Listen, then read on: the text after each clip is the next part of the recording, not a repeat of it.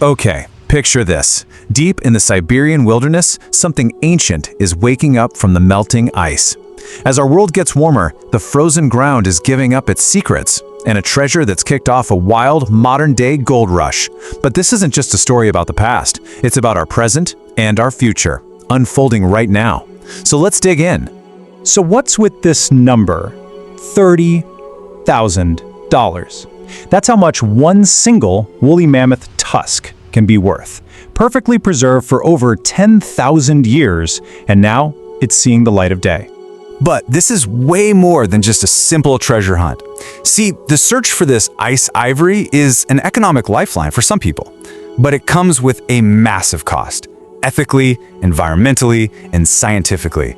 It's a really complicated story that's been frozen in time, and today we're gonna thaw it out. We've broken this down into 4 parts. First, we'll look at the gold rush itself. Then we'll get into the tough choices facing the hunters. After that, we're going to jump in a time machine and explore our ancient relationship with these incredible animals. And finally, we'll look at the very uncertain future of this whole trade.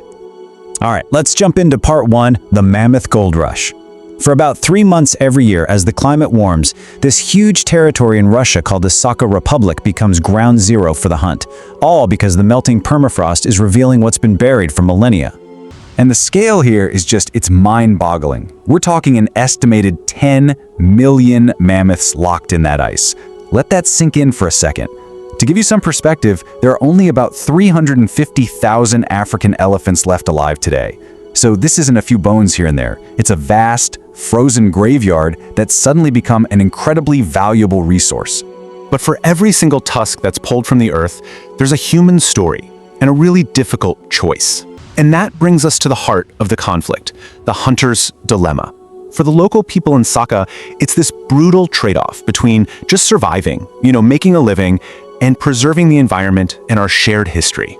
And this chart right here, it says it all. The average person in this region makes about $500 a month. Now, imagine finding one tusk that's worth $30,000. That's literally life-changing money. It's more than you might make in 5 years. The pull is almost irresistible. So how do they get it? Well, the legal way is a total nightmare. It involves finding tusks that have already surfaced naturally, and then navigating a maze of 24 different permits, which costs about a month's salary. So what do a lot of people do? They turn to the illegal method, using these high-pressure water hoses to literally blast tunnels into the frozen ground. It's incredibly dangerous and unbelievably destructive. And this quote from one of the hunters, man, it just gets right to the heart of it. This isn't a choice people are making because they're greedy. It's a decision born from pure desperation, just trying to feed your family where there's not a lot of other work. And the damage from this illegal mining? It's huge. First off, you're literally washing away history. Any other priceless fossils, ancient bison or rhinos, they just get tossed aside. Then all that mud clogs up the rivers, which hurts the fish populations. And maybe the worst part? It's a vicious cycle. Thawing the permafrost like this releases massive amounts of carbon and methane, which just speeds up the very climate change that's making the hunt possible to begin with. Okay, so let's hit pause on the modern-day crisis for a minute.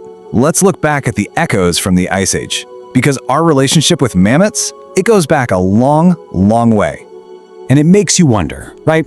Is this modern hunt, this reliance on mammoths for resources, is it really a new thing? Or are we just the next chapter in a story that started thousands of years ago? Wow, just look at this. That's not some random pile of bones. That's a house, a shelter, built by our ancestors in what's now Ukraine, about 18,000 years ago, made from the bones and tusks of mammoths. It's one of the earliest pieces of human architecture we've ever found. So archaeologists call these mammoth bone structures. And they were these really complex buildings. They weren't just homes either.